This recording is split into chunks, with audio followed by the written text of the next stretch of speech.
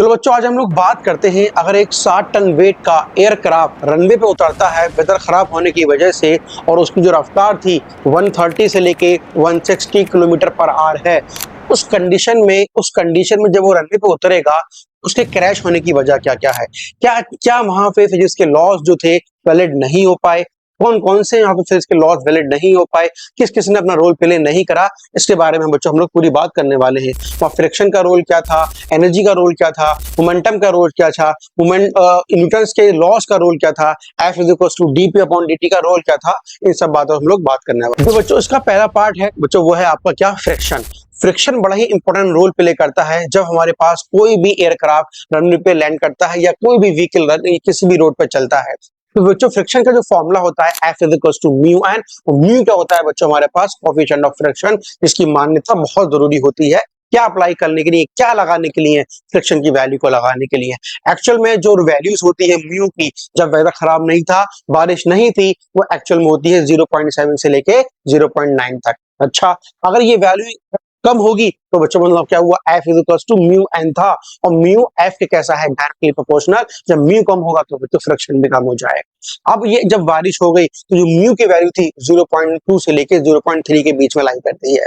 तो कहने का मतलब क्या हुआ बच्चों, म्यू कम हुआ, फ्रिक्शन की वैल्यू कम हो गई, मतलब कांटेक्ट नहीं बन पाया। सुनो मेरी बात को, जब कांटेक्ट नहीं बन पाया है तो बच्चों उसका क्या मतलब हुआ, फ्रिक्शन की वैल्यू कम हो गई है, तो एयरक्राफ्ट जो है डिस्टेंस ज्यादा कवर करेगा। अब ज्यादा क्यों कवर करेगा, सेकंड पार्ट में जानते हैं। चलो बच्चों, इसके अब सेकंड पॉइंट की बात करते हैं, बड़ा ही इंपॉर्टेंट है बच्चों, वो है एनर्जी। और एनर्जी एक बहुत ही स्ट्रॉन्ग टूल है अपनी जिसको समझने के लिए। और जो समझते हैं बच्चों, कोई भी बॉडी अगर हमारे पास मूविंग कंडीशन में है, उसके पास चाल है, उसके पास वेग है, तो बच्चों वो कौन सी ऊर्जा, कौन सी एनर्जी लेके चलेगी, उसको हम लोग क्या बोलते हैं, काइनेटिक एनर्जी, मींस गतिज ऊर्जा। इसका फॉर्मूला क्या होता है, half m v square. Half m v square. जो एम क्या था, उसका मास, उसका द्रव्यमान, वी क्या थी, उसकी वेलोसिटी, उसका वेग था। अगर हम उसकी वैल्यू को प्रोडक्ट करें बच्चों, कितना मास है, 60 टन। और हम बात करें बच्चों उसकी वेलोसिटी की, तो 140 किलोमीटर पर आवर था। इसको मैं कन्वर्ट किस में कर दूं, मीटर पर सेकंड में। तो बच्चों 40 किलोमीटर 140 किलोमीटर आवर को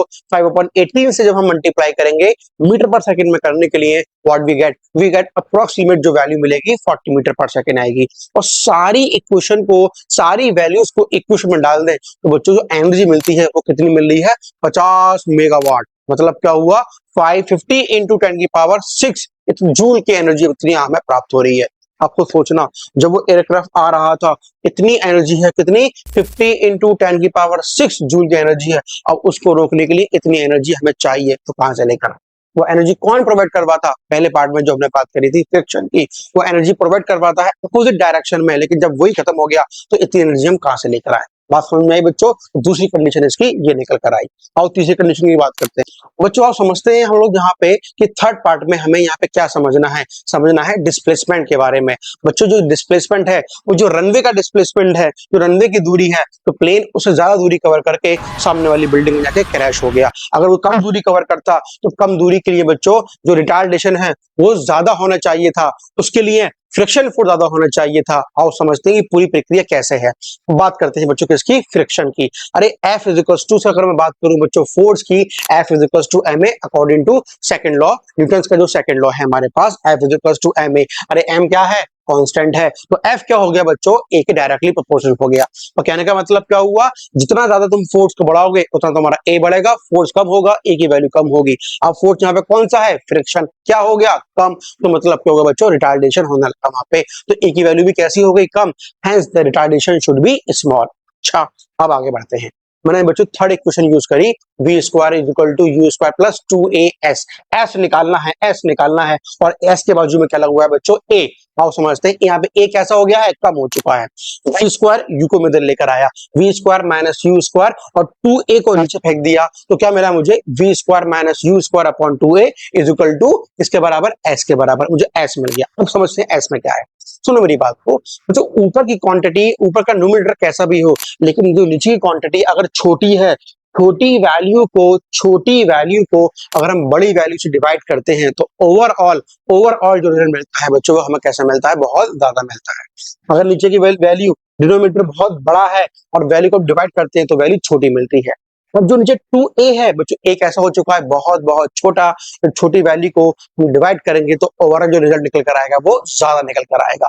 मतलब s की वैल्यू कैसी आ गई है, ज्यादा। मतलब क्या हुआ, रनवे जितना दे रखा है वो उसको भी पार कर जाएगा और सामने वाली बिल्डिंग जाके रुक जाएगा। और बच्चों उसकी बात करते हैं इसके फोर्थ पार्ट की। और बच्चों समझते हैं इसका हम लोग लास्ट पार्ट। जब भी कोई एयरक्राफ्ट किसी बिल्डिंग से जाकर टकराता है, एकदम से आग का गोला कैसे बन जाता है, इसके बारे में हम लोग बात करते हैं। इतनी सारी फोर्स कहां से एकदम से आ गई, ये समझते हैं। अभी तक हमने फोर्स की बात करी थी, कौन सी, फ्रिक्शन फोर्स की बात करी थी। वो कब लग रही थी बच्चों, जब एयरक्राफ्ट रनवे पे चल रहा था। अब उसकी बात कर रहे हैं जब वो बिल्डिंग से टकराएगा, अब उसकी बात कर रहे हैं।